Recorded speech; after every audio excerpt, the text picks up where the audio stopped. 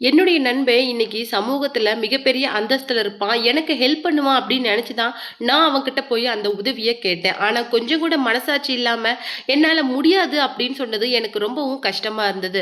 அது மட்டும் கிடையாது, இந்த மாதிரி நெறைய உதவிகள இன்னைக்கு இருக்கிற பெரிய பெரிய நடிகர்களே பண்ணும்போது, இவன் ஒரு வளர்ந்து வர நடிகர் தானே! அவன் கூட இருந்த காலகட்டத்துல அவனுக்கு நெறைய உதவிகள், அதாவது சாப்பாட்டுக்கே வழி இல்லாத காலகட்டத்துல கூட, அவனுக்கு ஒரு வேள சோற கூட நான் என்னுடைய சம்பாத்தியத்துல வாங்கி குடுத்துருக்கேன். அந்த நன்றி கூட இல்லாம, இன்னைக்கு எனக்கு ப்ரமோஷன் பண்ணி குடுக்க முடியாது அப்படின்னு சொல்லிட்டு, மூஞ்சில அடிச்ச மாரி சொல்லிட்டான் அப்படின்னு சொல்லிட்டு, காமெடி நடிகர் கொட்டாச்சி வந்து சொன்ன விஷயங்கள் தான் இன்னைக்கு வைரலா போயிட்டுருக்கு. நடிகர் சூரிய பத்தி அவர் பேசின விமர்சனங்களான விஷயங்கள், அதுக்கு பதிலா அவரு கேட்டிருக்கிற மன்னிப்பு அப்படின்னு சொல்லிட்டு, இந்த விஷயம் இன்னைக்கு டாக் ஆஃப் த டவுனா இருக்கு. அத பத்தி தான் நாம இந்த வீடியோல டீட்டெயிலா பார்க்க போறோம். வீடியோக்குள்ள போறதுக்கு முன்னாடி நீங்க நம்ம சேனலுக்கு புதியவரா இருந்தா மறக்காம சிபி ட்ரெண்டிங்க சப்ஸ்கிரைப் பண்ணி ஃபாலோ பண்ணிக்கோங்க. காமெடி நடிகர் கொட்டாச்சி ரீசெண்டா குடுத்திருந்த அந்த மீடியா இன்டர்வியூல என்ன சொல்லியிருந்தாரு அப்படின்னு சொல்லிட்டு பார்த்தீங்கன்னா, நடிகர் சூரி கிட்ட ஒரு ப்ரமோஷன் பண்ணி தர முடியுமா அப்படின்னு சொல்லிட்டு நானும் டைரக்டரும் போய் கேட்கும்போது, என்னால முடியாது அப்படின்னு சொல்லிட்டு சொல்லிட்டாரு.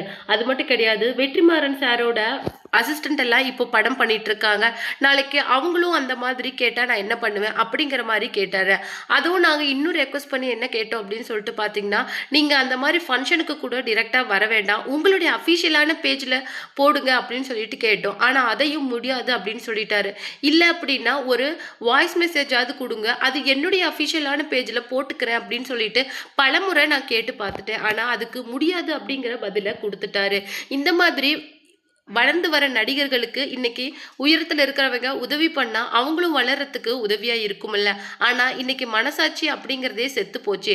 இன்னைக்கு அவரு இங்க வரும்போது இந்த இண்டஸ்ட்ரிக்குள்ள அவரு ஃபர்ஸ்ட் அடி எடுத்து வைக்கும்போது எந்த நிலைமையில இருந்தாரு அப்படிங்கிறத இன்னைக்கு சூரி மறந்துட்டு பேசுறாரு.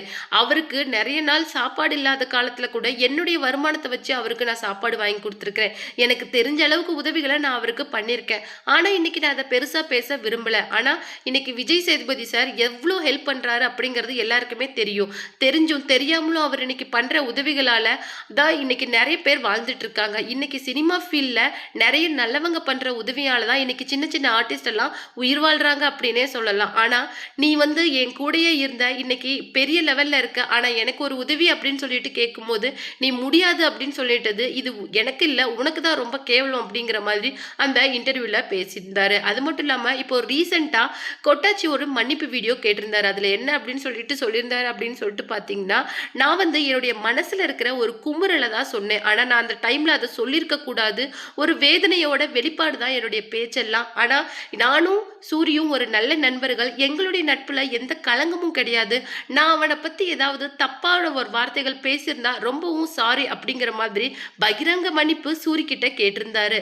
அது மட்டும் கிடையாது. நான் வந்து கேட்டது ஒரு சின்ன உதவிதான். ஆனா அவருக்கு என்ன சுச்சுவேஷனோ அவரால் அதை பண்ண முடியல. அதை நம்மளுடைய பாயிண்ட் ஆஃப் வியூலேருந்து பார்க்கும்போது அது தப்பாக தெரியலாம். ஆனால் இன்னைக்கு வளர்ந்து இருக்கிற அவங்களுக்கு நிறைய பிரச்சனைகள் அப்படிங்கிறது அதன் மூலமாக கூட வரலாம். அதனால அந்த அந்த இது முடிவு அவர் எடுத்திருக்கலாம். அதுக்கு வந்து நான் என்னுடைய மனக்குமுறல தான் பேசுறேனே தவிர அவரை காயப்படுத்தணும் இல்ல அவரை வந்து சொசைட்டில அவருக்கு பேட் நேம் கிரியேட் பண்ணும் அப்படிங்கிறதுக்காக நான் பேசல அப்படின்னு சொல்லிட்டோம்.